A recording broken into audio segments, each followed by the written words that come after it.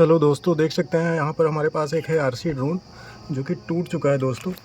तो आज इस वीडियो में हम इसको असेंबल करने वाले हैं और फिर से इसको बना के और उड़ा के आपको दिखाने वाले हैं दोस्तों। तो वीडियो को अगर देख रहे हैं तो वीडियो को लाइक और हमारे चैनल को सब्सक्राइब ज़रूर करिएगा दोस्तों। तो आइए फटाफट से इस आरसी ड्रोन को जो है फिर से हम लोग असेंबल करते हैं और असेंबल करके चेक करते हैं कि ये कैसे उड़ता है दोस्तों।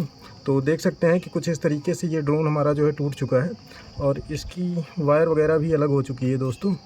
तो आइए फटाफट से इसको असेंबल करते हैं और जोड़ते हैं और जोड़ के देखते हैं कि कैसे ये काम करता है।